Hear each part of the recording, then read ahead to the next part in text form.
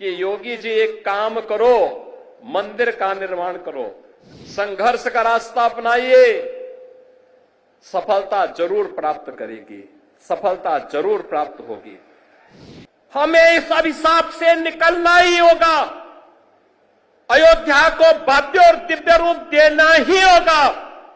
और आज जब विकास हो रहा है तो विकास में किसी प्रकार से बैरियर बनना है, लेकिन अयोध्या को छेड़े बगैर हम लोग इन बैरियर्स को भी हटा रहे हैं। न केवल सनातन धर्म और भारत की आत्मा को लौलुहान करने का कार्य कर रहे हैं, बल्कि इसके नाम पर भारत के अंदर आतंकवाद और नक्सलवाद को लोग बढ़ाना चाहते हैं।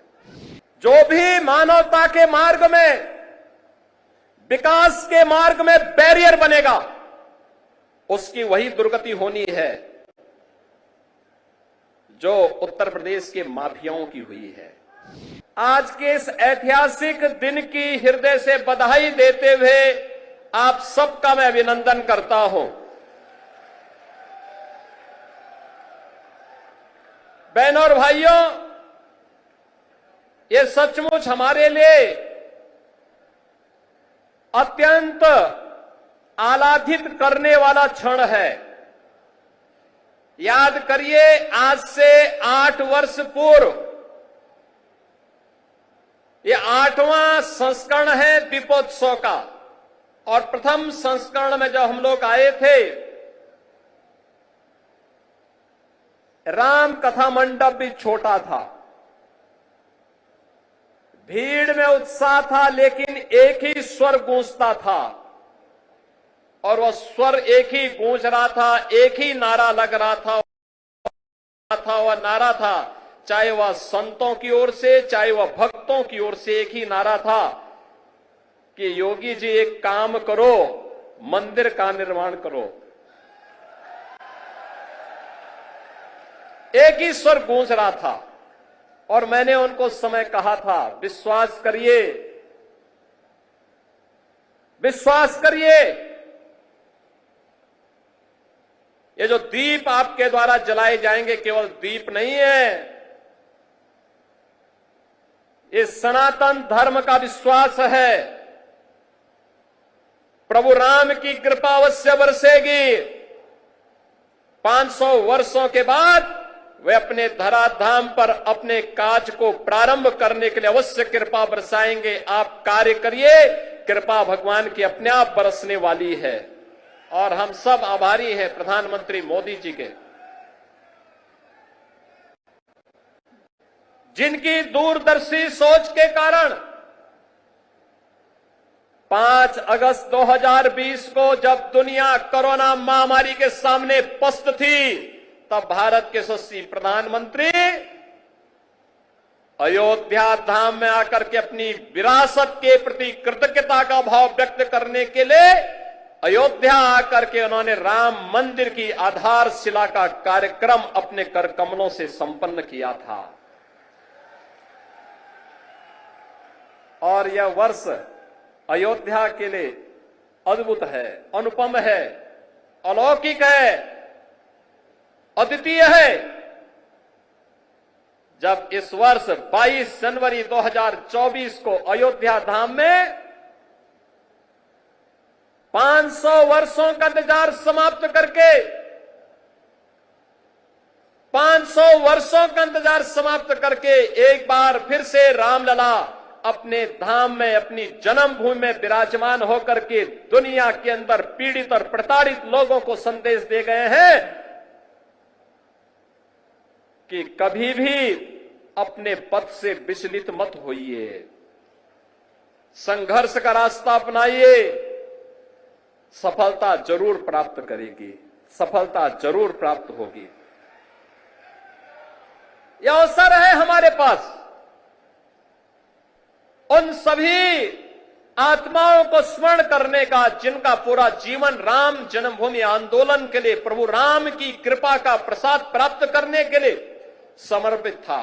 मैं इस अवसर पर उन सभी पूज्य संतों को नमन करता हूं, उन सभी हुतात्माओं के लिए जिन्होंने 3.5 लाख की संख्या में अपना शहादत दे करके एक ही तमन्ना के साथ वे इस धराधाम से विदा हो गए कि चाहे जैसे भी हो, हमारे बलिदान की कीमत पर ही सही, लेकिन अयोध्या में राम मंदिर का निर्माण होना चाहिए। उनका संकल्प पूरा हुआ। अयोध्या में राम मंदिर का भव्य निर्माण का कार्य पूरा हो चुका है। रामलला फिर से अयोध्या धाम में फिर से विराजमान हो चुके हैं।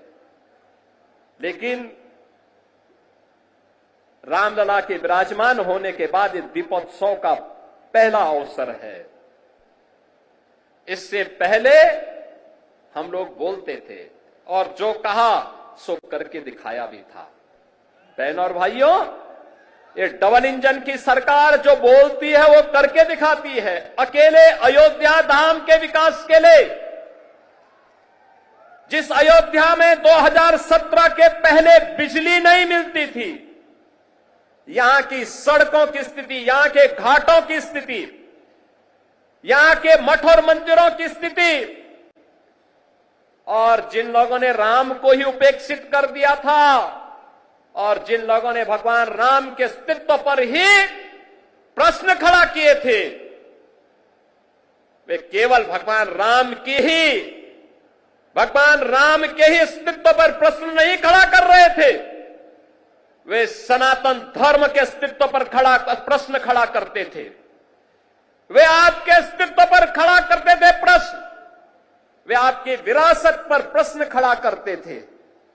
लेकिन कितना सदा सहता है हमारी, सदा सहता ही समझो, लेकिन आपकी सदा सहता विरोधी को कायरता नजर नहीं आनी चाहिए। और इसीलिए मैं कहने के लिए आया हूं आपसे आज, आपने 2017 के बाद जो भी कहा वह अयोध्या के अंदर हो करके रहा है। हम लोगों ने कहा था कि आपने कहा था 17 में कहा था, इसी मंच पर उस समय कहा था, पूज्य संतों की उपस्थिति में कहा था कि योगी जी एक काम करो, मंदिर का निर्माण करो। बहनों और भाइयों, मंदिर का निर्माण तो हो गया है, रामलला भी विराजमान हो गए।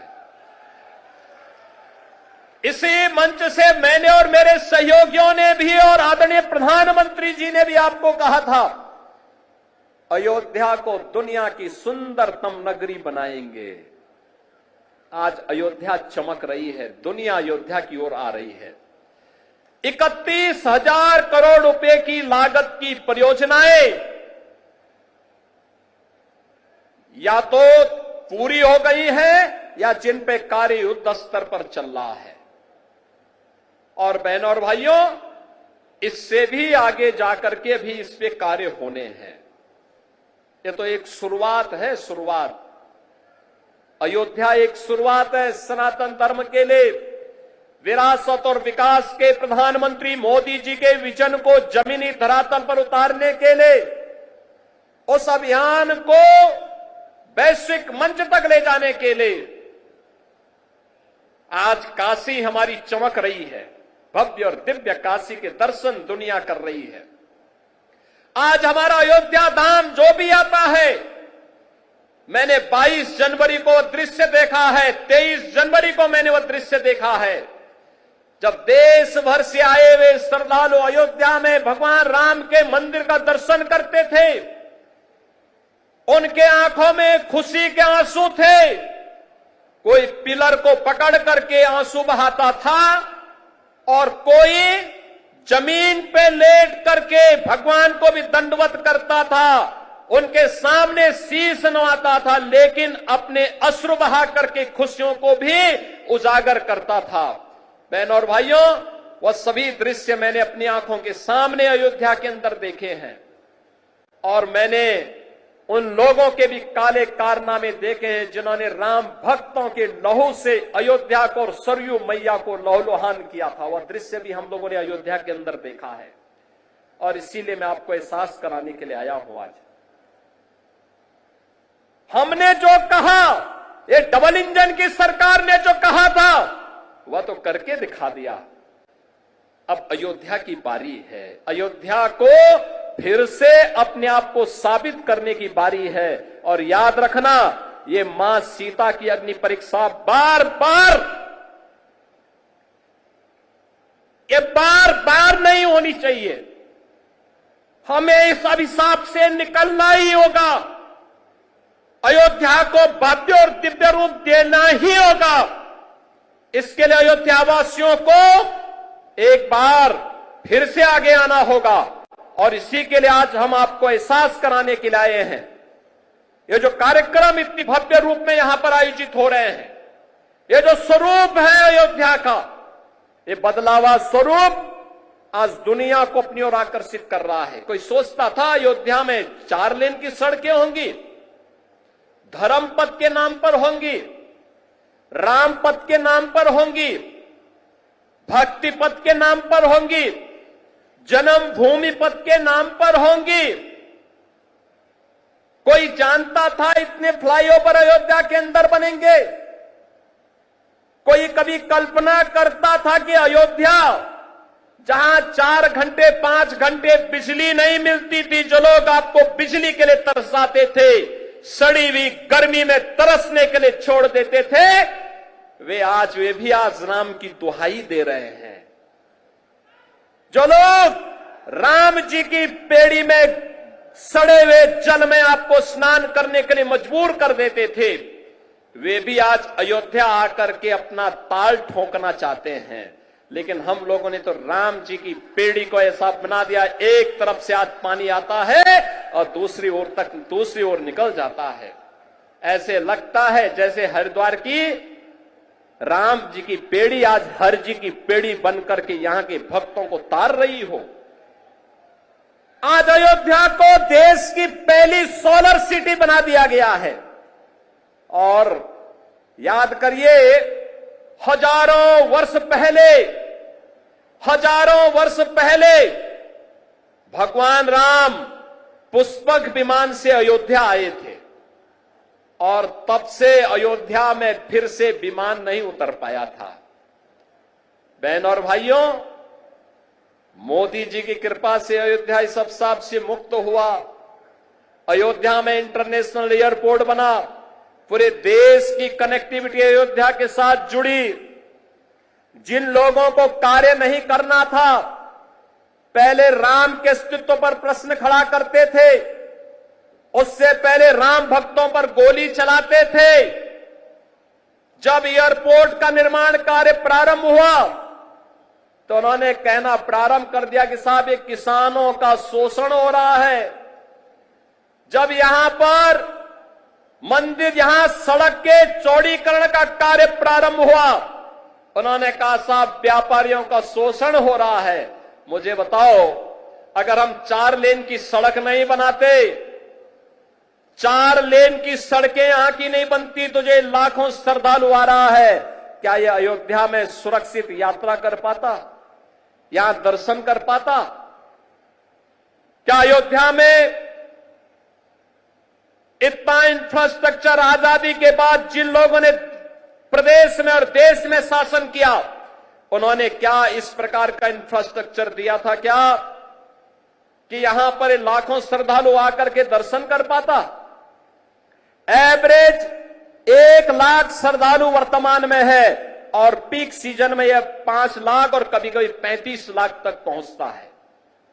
बहन और भाइयों, यह जो कार्य हुआ है, जिन लोगों को नहीं करना था वे प्रश्न पहले खड़ा करते थे आपके अस्तित्व के लिए, राम भक्तों पर गोलियां चलाते थे।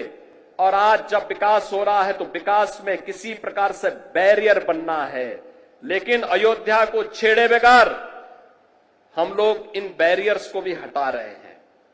ये बैरियर भी हट रहे हैं, ऐसे ही हट रहे हैं जैसे उत्तर प्रदेश को माफिया से मुक्त करके उत्तर प्रदेश को एक सुरक्षित प्रदेश बनाया गया है। सनातन धर्म के बैरियर को भी, सनातन धर्म के मार्ग के बैरियर भी हटाने हैं। जो लोग सनातन धर्म पर बार बार प्रश्न खड़ा करते हैं, उनको मैं बोलना चाहता हूं, सनातन धर्म ने कभी किसी का अहित नहीं किया, किसी का अहित नहीं किया, सबको गले से लगाया। दुनिया की कोई ऐसी जाति, कोई ऐसा मत, संप्रदाय, सेक्ट नहीं जिसकी विपत्ति के समय सनातन धर्मावलंबियों ने उन्हें शरण दे करके फलने फूलने आगे बढ़ने का अवसर न दिया हो। विश्व मानवता आज भी इसके प्रति कृतज्ञता ज्ञापित करती है, लेकिन इस सेकुलरिज्म के नाम पर राजनीति करने वाले लोग आज सनातन धर्म पर कुठाराघात करके न केवल सनातन धर्म और भारत की आत्मा को लौलुहान करने का कार्य कर रहे हैं, बल्कि इसके नाम पर भारत के अंदर आतंकवाद और नक्सलवाद को लोग बढ़ाना चाहते हैं। क्या नक्सलवाद और आतंकवाद को हम बढ़ावा देना देंगे?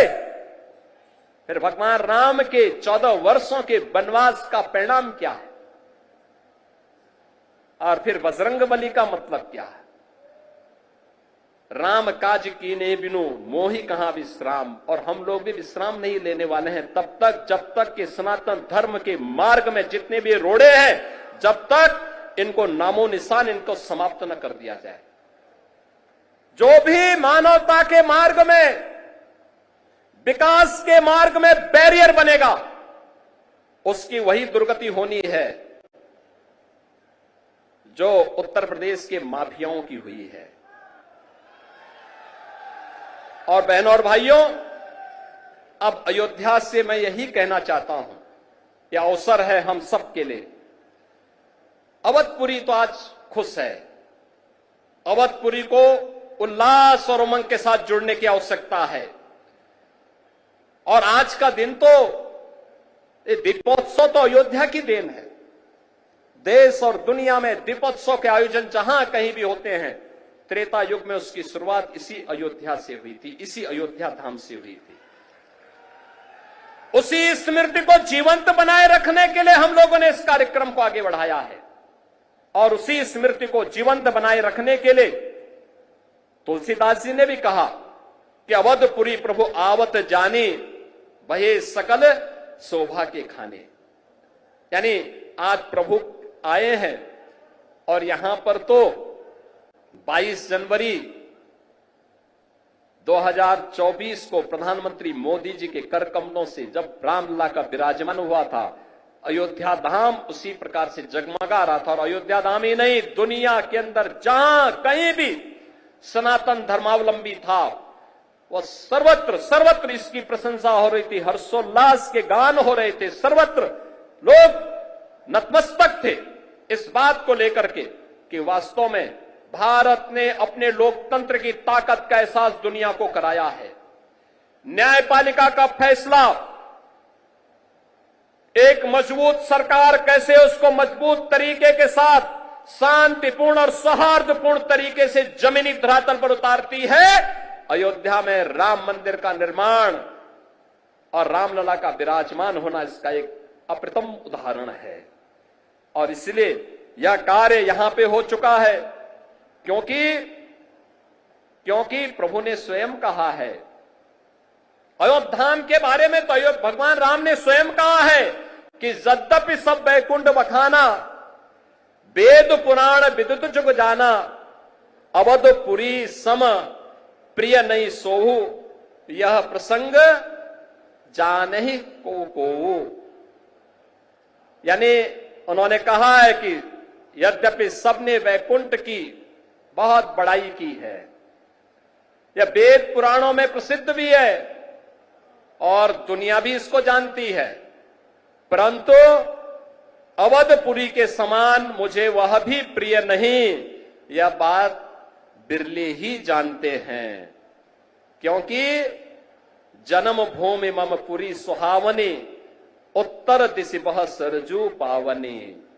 क्योंकि यह सुहावनी पुरी मेरी जन्म भूमि है। आप याद करिए, यह रामायण कहता है, यह हमारा रामचरितमानस कहता है, लेकिन जो लोग राम के अस्तित्व पर प्रश्न खड़ा करते थे, इन जन्मान द्वंद्वों को कभी ये दिखाई नहीं दे रहा था। ये राम के अस्तित्व पर प्रश्न खड़ा करते थे, कहते थे कि क्या अयोध्या में ही राम ने जन्म लिया है। ये प्रश्न खड़ा करते थे। ये प्रश्न केवल राम के लिए नहीं था, इस सनातन धर्म के लिए था, आपके लिए था, आपकी विरासत के लिए था, आपके पूर्वजों के लिए था। और तब भी हम मौन बने रहे। अति प्रिय मोही यहां के वासी, मम धामदा पुरी सुख राशि। बहनों और भाइयों, अब तो रामलला विराजमान हो चुके हैं और मैं आप सबसे आह्वान करूंगा, अब अवसर है। मोदी जी ने 2014 में देश के अंदर प्रभु राम के राम राज्य के अनुसार देश की शासन व्यवस्था का संचालन करना प्रारंभ कर दिया है। आपने देखा होगा, कल ही प्रधानमंत्री मोदी जी ने 70 वर्ष से ऊपर के प्रत्येक बुजुर्ग के लिए 5 लाख रुपए की आयुष्मान भारत की स्वास्थ्य बीमा की व्यवस्था को भी जारी किया है। यानी सबको स्वस्थ रखने के लिए मुफ्त में 5 लाख का एक कार्ड हर 70 वर्ष से ऊपर के बुजुर्ग को प्राप्त हो जाएगा। वे कहीं भी पैनल हॉस्पिटल में जाकर के अपना उपचार करा सकता है। आप अनुमान करिए कि 2014 के बाद से कितना परिवर्तन हुआ। 4 करोड़ गरीबों के मकान बन गए, 12 करोड़ गरीबों के घर में शौचालय बन गए, 10 करोड़ गरीबों के घर में एक एक रसोई गैस का सिलेंडर मिल गया, 50 करोड़ लोगों को प्रतिवर्ष 5 लाख रुपए का स्वास्थ्य बीमा का कवर मिल रहा है, 80 करोड़ लोग कोरोना कालखंड में फ्री में राशन की सुविधा का लाभ जो प्रदान हुआ था वह आज भी जारी है। आज भी फ्री में राशन सबको बिना भेदभाव के मिल रहा है। कोई भेदभाव तो मोदी जी के स्तर पर नहीं हुआ, न जाति के नाम पर, न मत के नाम पर, न मजहब के नाम पर, न क्षेत्र के नाम पर, न भाषा के नाम पर। कोई भेदभाव किसी के साथ नहीं हुआ। सबका साथ, सबके विकास का यह भाव, ये वही भाव है जो हमारा रामचरितमानस भी कहता है।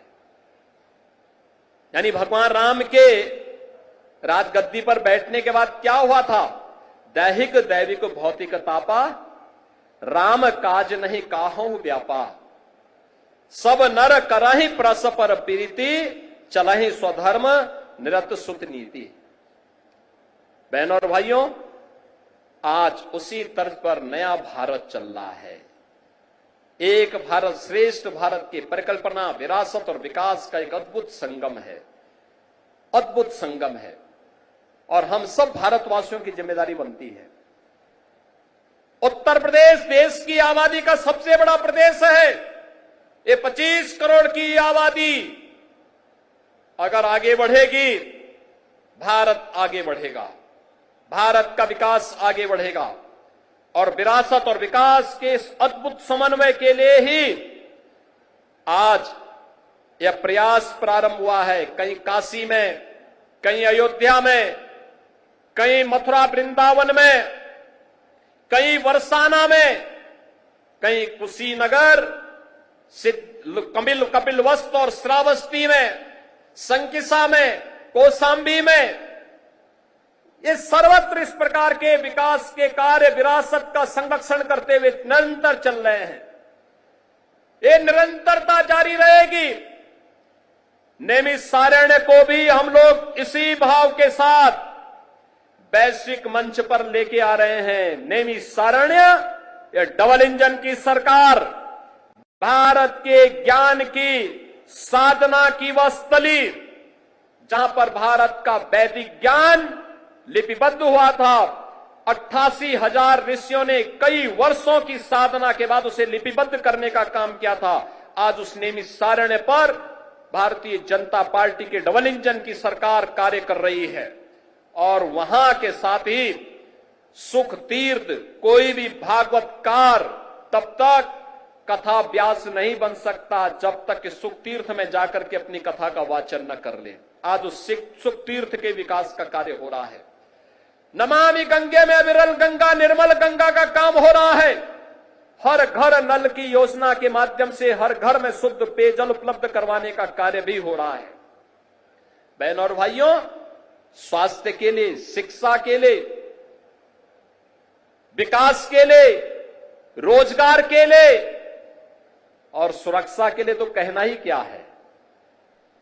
बड़े बड़े गुंडे और दुर्दांत माफियाओं के ऊपर जब बजरंग बली की गदा चलती है ना, तो वे भी वैसे ही तड़पते हैं जैसे खर और दूषण तड़पते हुए मारे गए थे। और इसलिए बहनों और भाइयों, हम सबका संकल्प होना चाहिए, ये शुरुआत है, शुरुआत, और इस शुरुआत को मंजिल तक पहुंचाना है। मंजिल का लक्ष्य प्रधानमंत्री मोदी जी ने आप सबके सामने दिया है, और मंजिल का लक्ष्य है 2047 में जब देश अपनी आजादी का शताब्दी महोत्सव मनाए, तब कैसा भारत हो। जैसे अयोध्या है ऐसे ही काशी में भी दिखना चाहिए, ऐसे ही मथुरा में भी दिखना चाहिए। बोले वृंदावन बिहारी लाल की, और ऐसे ही काशी में भी हो हर हर महादेव के गुंजायमान से काशी बाबा विश्वनाथ धाम भी गूंजना चाहिए। विकास सर्वत्र हो, आदि दैविक, आदि भौतिक और आध्यात्मिक, किसी प्रकार के दुख और दरिद्रता के लिए कोई जगह न हो। ये नया भारत उस दिशा में मजबूती के साथ कदम उठा रहा है, और उसी का आह्वान करने के लिए आज मैं आपके पास आया हूं कि प्रभु की कृपा। और मैं सचमुच समझता था कि मैं एक बात देख रहा था कि कैसे होगा, जिस दीपोत्सव के कार्यक्रम को दुनिया की सदी की सबसे बड़ी महामारी कोरोना नहीं रोक पाई, इस बार कैसे होगा। प्रभु ने अपनी लीला दिखाई, इस बार भी हम सब यहां पर उपस्थित हो गए। और इस बार तो श्रृंगवेरपुर में भी यह कार्यक्रम आयोजित होने जा रहा है। अभी यहां पे हमारे डिप्टी सीएम श्री केशव प्रसाद मौर्य जी भगवान राम को वहां रिसीव करके भरत मिलाप के कार्यक्रम में माल्यार्पण करके सीधे श्रृंगवेरपुर गए हैं। श्रृंगवेरपुर में भगवान राम और निषाद राज के मैत्री का मिलन का संगम स्थल, यहां का जो हमारा रेन बसेरा बन रहा है वह निषाद राज के ही नाम पर बन रहा है, बन करके तैयार हो चुका है। और एयरपोर्ट का नामकरण महर्षि वाल्मीकि के नाम पर हो चुका है। पहले ही महर्षि वाल्मीकि के प्रति कृतज्ञता ज्ञापित की गई। बहनों और भाइयों, 2025 का वर्ष हमारे लिए महत्वपूर्ण है। प्रयागराज में महाकुंभ का आयोजन होने जा रहा है। करोड़ों श्रद्धालु आएंगे, देश और दुनिया से आएंगे। उन करोड़ों श्रद्धालुओं के लिए अयोध्या धाम को आपको तैयार करना होगा। आतिथ्य का अद्भुत उदाहरण उत्तर प्रदेश वासियों को, देशवासियों को प्रस्तुत करना है, और आज उसी का आह्वान करने के लिए आया हूं। मैं आपको आश्वस्त करना चाहता हूं इस बात के लिए, विरासत और विकास का जो कार्यक्रम प्रधानमंत्री मोदी जी के नेतृत्व में प्रारंभ हुआ है, यह उत्तर प्रदेश में रुकने नहीं पाएगा, डिगने नहीं पाएगा। उत्तर प्रदेश के अंदर अपनी विरासत का संरक्षण करते हुए विकास की गंगा मां सरयू की कृपा से, प्रभु की कृपा से निरंतर आगे बढ़ती रहेगी। इस विश्वास के साथ मैं आप सभी प्रदेशवासियों को और सभी सनातन धर्मावलंबियों को आज के इस अवसर पर प्रभु राम के अयोध्या धाम आगमन की स्मृति में आयोजित इस दीपोत्सव के भव्य कार्यक्रम के अवसर पर मैं हृदय से बधाई देता हूं, पूज्य संतों का अभिनंदन करता हूं। हमारे अतिथि के रूप में यहां पर भारत सरकार के पर्यटन और संस्कृति मंत्री माननीय श्री गजेंद्र सिंह शेखावत जी, जिन्होंने अयोध्या के विकास के लिए भी, नेमिस के विकास के लिए भी और प्रयागराज के विकास के लिए भी कल ही उस कार्य योजना को अपनी स्वीकृति दी है कि पर्यटन विकास के और भी कार्य होने चाहिए उत्तर प्रदेश के अंदर। उन सब के लिए, ब्रिज क्षेत्र के लिए भी अपनी सहमति दी है। आज स्वयं इस दीपोत्सव कार्यक्रम में हमारे मुख्य अतिथि के रूप में यहां पर उपस्थित हुए हैं। मैं उनका, आप सभी श्रद्धालु जनों का हृदय से अभिनंदन करता हूं। आज यहां पर हम लोग अभी राम जी की पेड़ी में आप पूज्य संत का जन और श्रद्धालु जन जाएंगे। याद रखना, हमारी सबसे बड़ी ताकत है अनुशासन। उत्साह होगा, लेकिन अनुशासन के दायरे में होगा। वो अनुशासन दिखना चाहिए। इस विश्वास के साथ मैं आज के इस अवसर पर आप सबको दीपोत्सव का, दीपावली का हृदय से बधाई देता हूं।